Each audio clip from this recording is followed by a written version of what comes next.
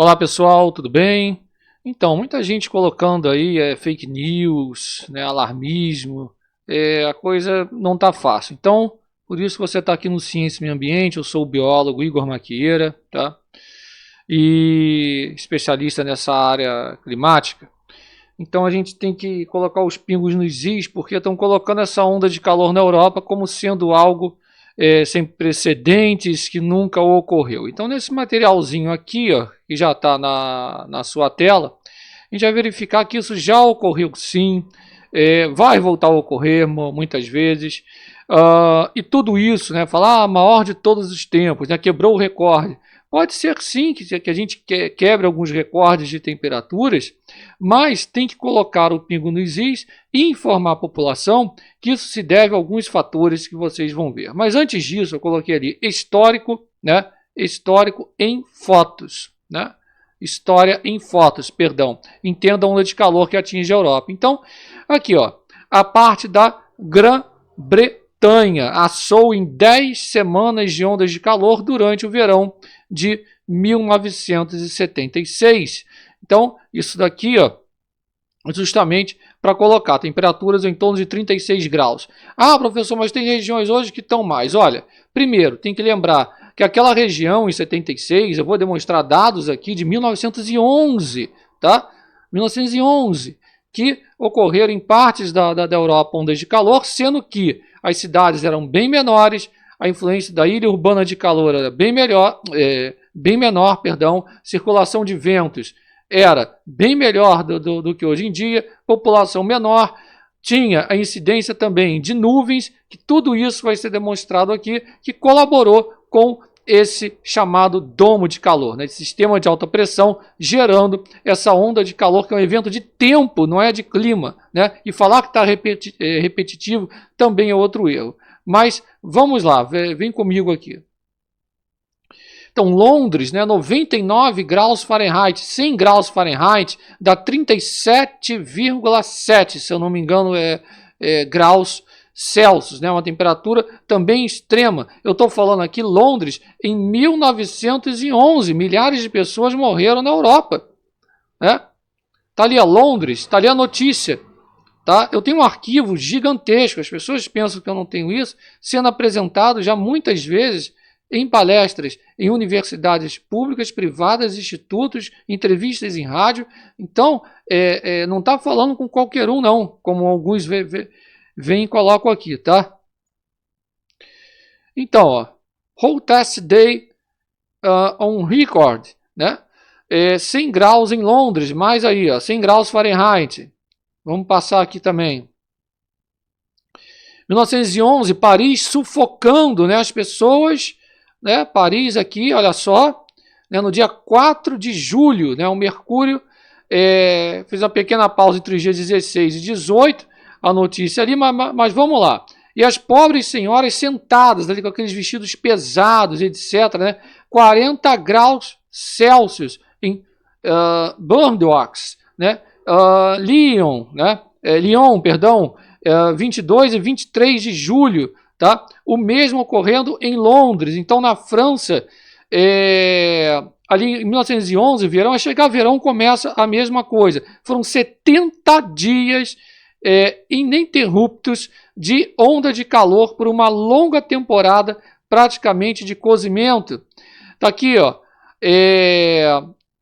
quase um pouco mais de 41 mil mortes na França. Então, porque agora tem 1.000 mortes na Europa. Gente, eu estou falando da onda de calor de 1911. Tá? Isso aqui são documentos, são registros históricos. E uma coisa que me assombra muito, né? Um jornalista que se preza, ele não apaga a história. Ele verifica os fatos.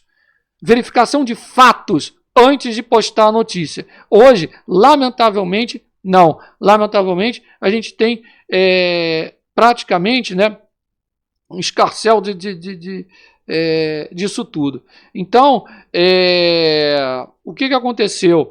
Naquela época, inclusive, eles bebiam leite na garrafa, né, naquele verão. Então, teve febre aftosa, estragos em rebanhos, um bando de coisas ruins. Aqui, Paris, 9 de agosto.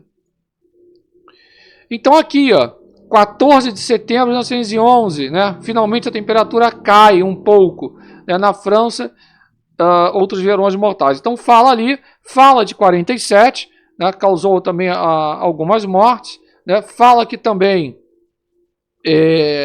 de acordo com a história humana e comparada do clima em 3 volumes, os verões, isso aqui está publicado, né, História Humana e Comparada do Clima, em 3 volumes, tal ali o autor. Verões de 1718, 1719, permaneceram nos anais com 700 mil mortes registradas, né, numa região parisiense transformada praticamente no Saara, né, até o aparecimento de nuvens de gafanhotos também. Então, olha, está aqui, ó, por outro lado, graças ao trabalho de Emmanuel Leroy Ladurie, né, uma terrível insolação de 1636, 500 mil mortes, tá? 500 mil súditos, inclusive, do rei Luís XIII ali. Então, isso está muito bem documentado, né? Onda de calor de 11 aqui mais uma vez, né? Muitos cidadãos levando cidadãos à loucura na Nova Inglaterra. 11 dias infernais, ó, cavalos caindo no meio da rua, bebês desmaiados, barcos em Providence Harbour escorriam piche e começavam a entrar na água. Então hoje fica mostrando isso, que os sinais estão derretendo, não sei o quê.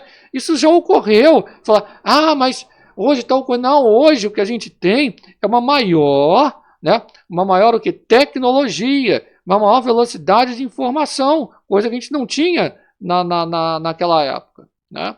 Onda de calor de 1911 também, ó, né? Colocando aqui 110, 112 graus Fahrenheit na sombra, 140 graus Fahrenheit no sol, tá? Quando a gente coloca aqui 140 graus Fahrenheit no sol, tá? Basta ter aprendido aí a física no 9º ano do ensino fundamental. Eu não sei se esses jornalistas aprenderam isso, tá? Ou se eles sabem ler as matérias que eles mesmos publicaram em jornais passados, tá?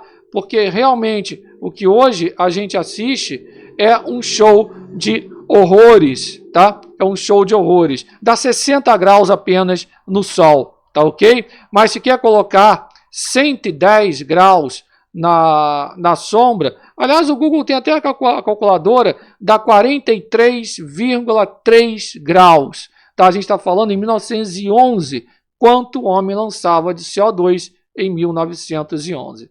Aqui tem acidente de trem, entortava, né, as linhas a linha férrea, né, o aço. Aqui as maiores ondas de calor, né, o próprio EPA dos Estados Unidos. Aqui alguns dados de algumas ondas de calor.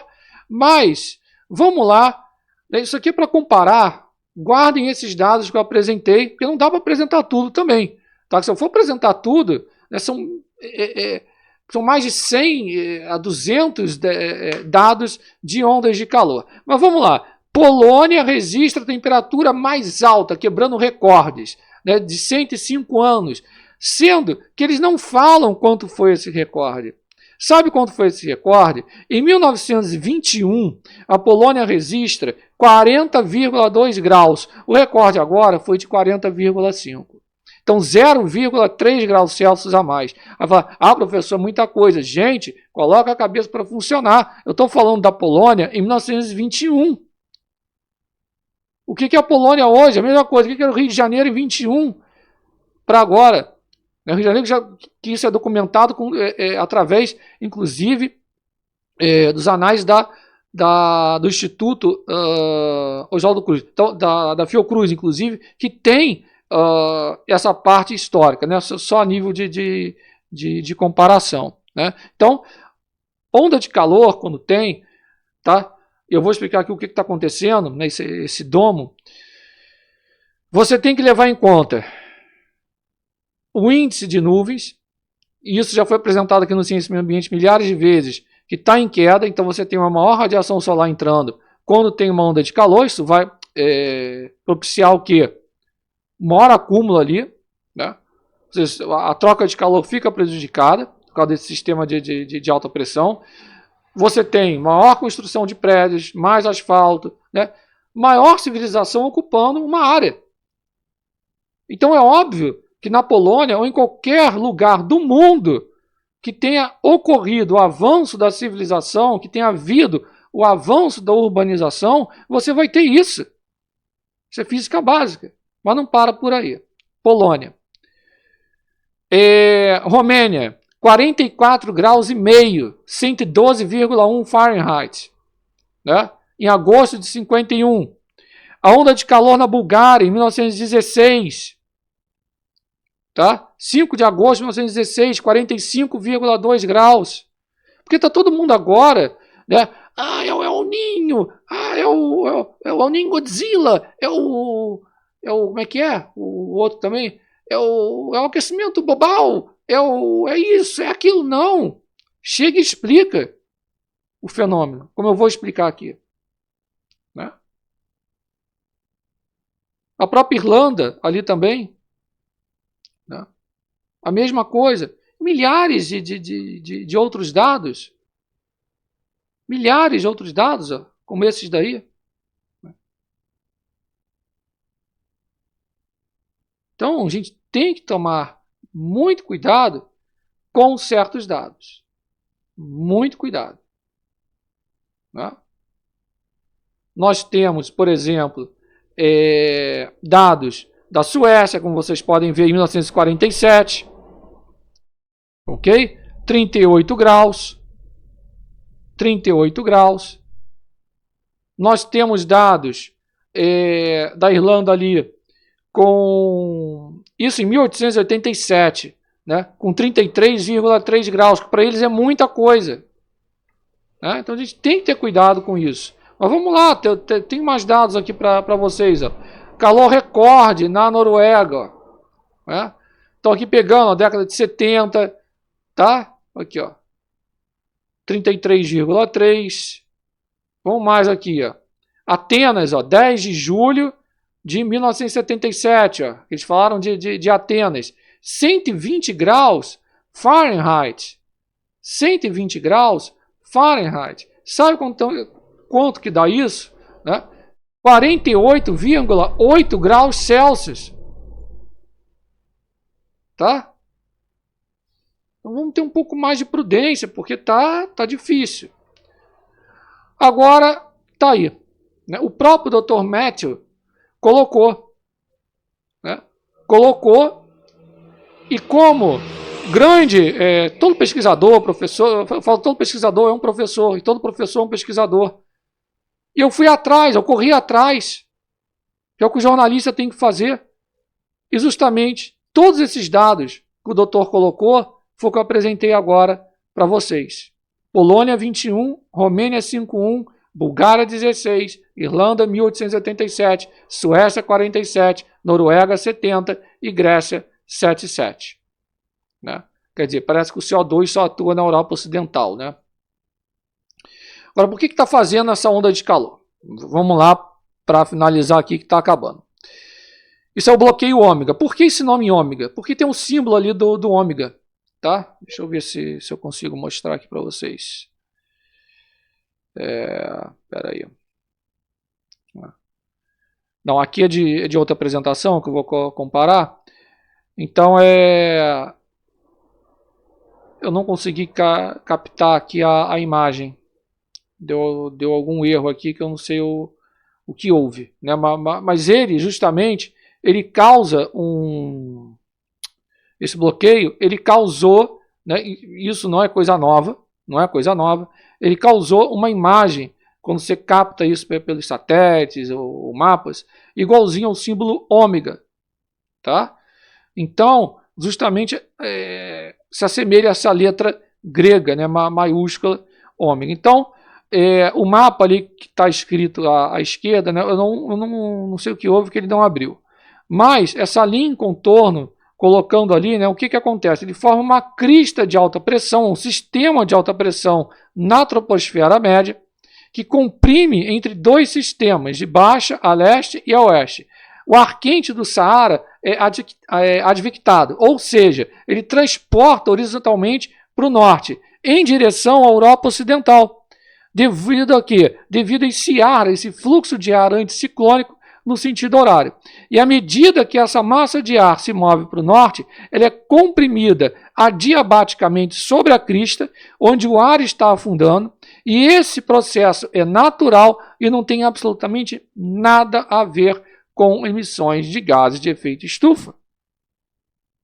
Nada. Né? Então a gente tem que tomar muito cuidado com isso. Né? Aqui a imagem ficou captada, mas muito pouquinho. Aqui fala justamente do aumento da radiação solar também por causa da redução de nuvens. Tá ok? Aqui, isso daqui já foi mostrado em outras épocas no canal, só para dizer que isso não é agora, não vem de agora, tá certo? Mas tem um fator aqui que chama atenção. Ó.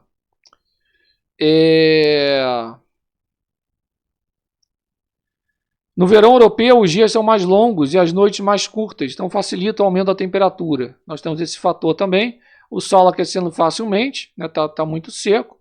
E aqui a mesma coisa. O sistema de alta pressão carregando os ventos do norte da África, do deserto do Saara para a Europa, e por isso o ar se torna cada vez mais quente e seco. Aqui é só comparativamente falando também com outros aqui eventos, tá? E basicamente é isso que eu queria apresentar para vocês, gente. Eu espero que vocês tenham gostado, que tenha ficado claro, né, que isso já ocorreu, vai voltar a ocorrer. Não é um evento novo, tá? É um evento de tempo, localizado, né? Tanto é que tem outras áreas ali que estão mais frias da própria Europa, né? Então tem que justamente, mesma coisa que ocorre aqui, né, quando tem um bloqueio, né, tem que esperar uma frente fria entrar, ou ter uma mudança no padrão ali da circulação atmosférica para isso tudo ser mitigado e acabar. Realmente é um sofrimento, mas isso já ocorreu até pior do que agora, ok? Então, menos alarmismo e mais informação. Clique, compartilhe, faça sua doação através do QR Code da chave Pix e inscreva-se no Ciência e Meio Ambiente, onde você está, e no Alerta do Tempo, melhor da previsão do tempo. Forte abraço, fique na paz.